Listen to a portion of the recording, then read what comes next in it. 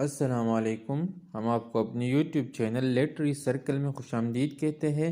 अच्छा, आज हम नावल द ग्रेट गेट्सबी के चैप्टर नंबर 2 है, उसके हम समरी और क्रिटिकल एनालिसिस करेंगे। इससे पहले हमने पूरी नावल की समरी और चैप्टर नंबर फर्स्ट की क्रिटिकल एनालिसिस और समरी की है। उसमें जो मेजर थीम थे, सिंबोलिज्म थी कैरेक्टर के, उसको एक्सप्लेन किया है। अच्छा, चैप्टर नंबर 2 शुरू होता है कि जब चैप्टर नंबर फर्स्ट इन होता है, जब वो पार्टी ख़त्म हो जाती है और निक वापस अपने होम चला जाता है।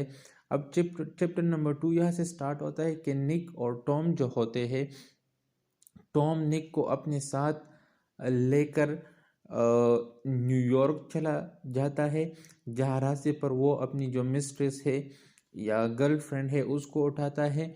और रास्ते में ये लोग एक वैली से होके गुजरते हैं, जिस वैली का नाम है valley of ashes. And then ये लोग, टॉम, निक और टॉम की जो गर्लफ्रेंड है और उसकी एक बहन होती है और एक दो और कैरेक्टर भी होते हैं, वो न्यूयॉर्क में स्टे करते हैं एक होटल पर, और वहाँ से फिर ये वापस आते हैं।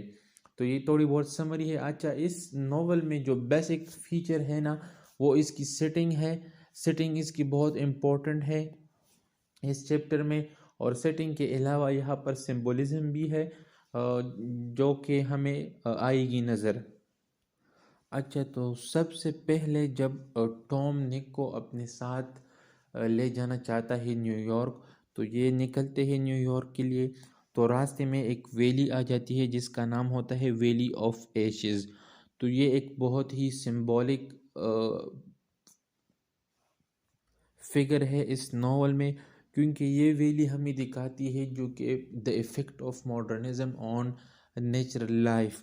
जिस तरह की ये वैली जो होती है, ये डिजोलेट लैंड होती है, in between that is luxurious, जो कि लग्जूरियस जगहों के दरमियान ये वाक़या है। एक तरफ इसका जो ईस्ट एग है और दूसरी तरफ इसका ये न्यूयॉर्क है। तो ये न्यूयॉर्क और ईस्ट एग या वेस्ट एग के दरमियान में वाक़ है, जो कि बहुत ही अपडेटेड जगह है और साफ़ और सुथरी जगह है। लेकिन ये एक इंतहाई ही स्मोकी एरिया है, राइजिंग स्मोक होते हैं, और ये एक डिजोलाइट एंड पाउडरी एयर होते हैं। यहाँ पर लोग जो काम करते हैं वो ज़्यादातर वर्किंग क्लास के ही लोग रहते हैं।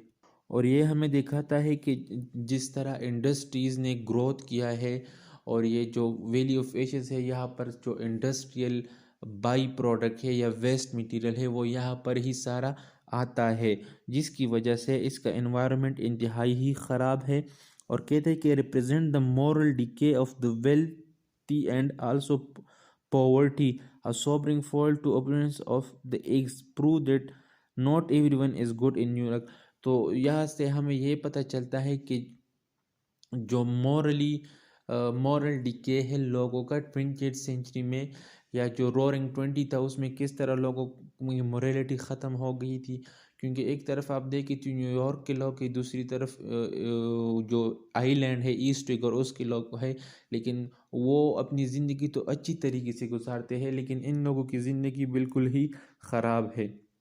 अच्छा, जब ये लोग टॉम और निक रास्ते में जाते हैं, तो वहाँ पर ये एक बिल बोर्ड नज़र आते हैं, और इस बिल बोर्ड पर डॉक्टर टीजे इकलबर्ग्स की आइज़ बनी होती है। बड़ी बड़ी आइज़ होती है, जो उनकी नज़रें नीचे की तरफ होती है, और वो इस वैली ऑफ एशेस को देखती है। तो ये भी इंतहाई ही सिंबॉलिक है। और ये सम टाइम नॉवल में एक्सप्लिसिटली तो ये डिफाइन या एक्सप्लेन नहीं हुआ है कि ये गॉड की आई है, बट ये रिप्रेजेंट करती है कि ये गॉड की आइज़ है, और वो गॉड इन सारी सिचुएशन को ऑब्ज़र्व कर रहा है और देख रहा है। कि जिस तरह फॉर एग्ज़ाम्पल अल्लाह ताला ने या गॉड ने इंसानों को जो दिमाग दी है, जो अक्ल दिया है, और उन्हीं की बुनियाद पर उन्होंने तरक्की की है, इंडस्ट्रीज़ लगाई है, फैक्ट्रीज़ लगाई है, इन्वेंशन की है। लेकिन एक तरफ तो वो उनसे फ़ायदा उठा रहे हैं, दूसरी तरफ वो कुछ लोगों की ज़िंदगी इससे बर्बाद कर रहे हैं, जो कि वैली ऑफ एशेस में रहते हैं लोअर क्लास वाले लोग। अच्छा, इससे आके जब ये लोग जाते हैं, तो टॉम निक को अपनी मिस्ट्रेस से इंट्रोड्यूस करवाता है जिसका नाम है मर्टल विल्सन, और उसके हस्बैंड का नाम है जॉर्ज विल्सन। तो जब ये लोग विल्सन जो मर्टल विल्सन है उसके हस्बैंड का जो गैराज है गाड़ी का वहाँ पर पहुँचते हैं, तो ये टॉम उसके बारे में कहता है कि ये एक अनप्रॉस्पेरस और गंदी सी जगह है, और मतलब वो कहते हैं कि ये शो करता है कि हम जहाँ पर रहते हैं वो एक अच्छी जगह है, हाई क्लास के लोग, एरिस्टोक्रेटिक लोग रहते हैं, और यहाँ पर लोअर क्लास के लोग रहते हैं, तो इनका स्टैंडर्ड ही यही है। अच्छा, इसके बाद जो मिर्टल आती है तो उसकी जो फिजिकलिटी है, उसकी जो बॉडी स्ट्रक्चर है उसको एक्सप्लेन किया गया है, और फिर टॉम मिर्टल के हस्बैंड के बारे में कहता है कि ही इज़ सो डम, he doesn't know he is alive, कि वो इतना डम आदमी है कि उसको ये भी पता नहीं कि वो जिंदा है या मुर्दा है। ये टॉम तब निक से कहता है कि निक जब उसे पूछे अगर हम उसकी बीवी को साथ ले जाएंगे तो क्या विल्सन को पता नहीं चलेगा, तो जवाब में टॉम कहता है कि उसको खुद का भी पता नहीं कि वो आया जिंदा है या मुर्दा है। अब इसके बाद टॉम और निक अलग गाड़ी में जाते हैं ट्रेन में, और ये जो मर्टल है उनको दूसरी गाड़ी में बैठाते हैं, और इसकी ख़ास वजह यह है क्योंकि टॉम नहीं चाहता कि मर्टल भी उसके साथ बैठे और लोग उसे देखे, क्योंकि उस ट्रेन में या उस गाड़ी में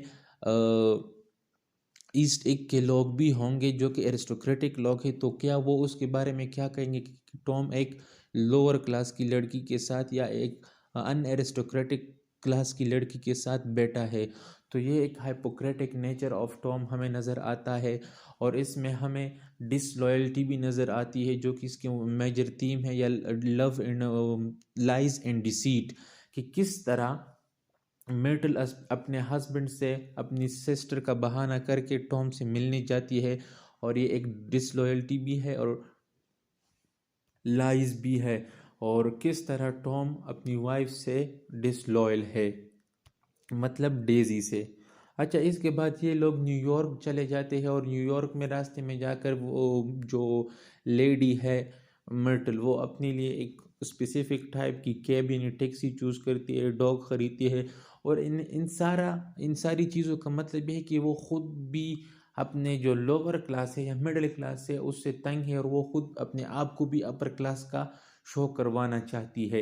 यही है message behind his her these action. और जब ये लोग होटल पहुंच जाते हैं तो वहाँ पर मेटल की बहन भी होती है कैथरीन, वो भी आ जाती है, और एक दो और कैरेक्टर मिस्टर एंड मिसेस मैकी वो भी आ जाते हैं। अच्छा, वहाँ पर ये लोग पार्टी करते हैं, क्योंकि हमने कहा था कि इस नावल में हर एक चैप्टर में पार्टीज़ होती हैं, तो वहाँ पर भी पार्टीज़ होती है, ये लोग शराब वगैरह पी लेते हैं। फिर कैथरीन कहती है कि निक से कि तुम्हारे ईस्ट वेस्ट विंग में एक बंदा है गेट्सबे नाम का जो कि पार्टियाँ देता है, तो उसका जिक्र भी आ जाता है गेट्सबे का। और फिर वो कहती कि वो काइज़र का कज़न है, काइज़र जो कि जर्मन रूलर था ड्यूरिंग फर्स्ट वर्ल्ड वॉर। अब इसके बाद जब ये लोग शराब पी लेते हैं तो जो मर्टल होती है वो अपने आप को सुपीरियर भी शो करना चाहती है अपनी बहन और दूसरी जो मिस्टर एंड मिसेस मैकी है उनकी निस्बत, और वो अपने कपड़े भी ऐसी चेंज करवाती है कि वो ख़ुद को एरिस्टोक्रेटिक फील करवाए। एंड देन वो बार बार डेजी का नाम लेती है जो कि टॉम की वाइफ है, तो इस पर टॉम को गुस्सा आ जाता है और टॉम उसे एक पंच मारता है उसके नोज़ पर, जिसकी वजह से मर्टल का नोज़ टूट जाता है और उससे खून बहना शुरू हो जाता है। अब जब ये सारा कुछ शुरू हो जाता है तो इसी में निक जो है वो मैकी के साथ लीव करता है, और वो अपने आप को जो कि पेनिसिल्वेनिया स्टेशन है वहाँ पर सुबह के 4 बजे वेटिंग करता है ट्रेन के लिए कि वो वापस घर चला जाए। तो इसी के साथ चैप्टर एंड होता है। अच्छा, इस चैप्टर में हमें जो मेजर थीम नज़र आते हैं वो लाइज इन डिसीट है, उसको हमने एक्सप्लेन कर लिया। मटीरियलिज्म है। अब मटीरियलिज्म किस तरह है कि जो मर्टल है वो टॉम की जो दौलत है उसको पाना चाहती है, और टॉम उसे यूज़ करना चाहता है अपनी डिज़ायर और इमोशन और सेक्सुअल डिज़ायर को फुलफ़िल करने के लिए। तो ये सारा ही इसी है। मेर्टल उसकी जो वेल्थ है उसको यूज़ करना चाहिए। दूसरा जो थीम है वो हॉलो एंड सिनिकल रिलेशनशिप। अच्छा, हॉलो एंड सिनिकल रिलेशनशिप ये भी वो जो हमने बताया कि डिसलॉयल स्पेशली मैरिजेस जो कि मिसिस विल्सन और जो मेर्टल विल्सन है उसका मैरिज है लेकिन वो एक दूसरे के साथ खुश नहीं है। दूसरा टॉम और डेजी का है लेकिन वो भी एक दूसरे में इतनी ज़्यादा इंटरेस्ट नहीं लेते। इसी तरह मिस्टर एंड मिसिस मैकी का है लेकिन वो भी इंटरेस्ट नहीं लेते एक दूसरे में। और फिर यहाँ पर दोबारा हमें upper class in lower class की कुछ मार्क्सिस्ट अप्रोच नज़र आ जाती है जो कि हमें टॉम में नज़र आती है कि टॉम निक को डायरेक्टली ही ट्रेन से उतरवाता है कि लेट्स मैं तुमको अपनी गर्ल से फ्रेंड से मिलवाता हूँ। और फिर जो कि मेटल का करेक्टर है वो भी अपने क्लास से तंग है और अपर क्लास में जाना चाहती है। और इस चैप्टर में जो इम्पोर्टेंट सिंबल थे तो वो वैली ऑफ एशिस और आइज ऑफ डॉक्टर टीजे इकलबर्ग के थे जो कि हमने पहले ही एक्सप्लेन किए थे। आई होप आप लोगों को वीडियो पसंद आई होगी। Kindly like and subscribe our channel. Thank you so much. Allah Hafiz.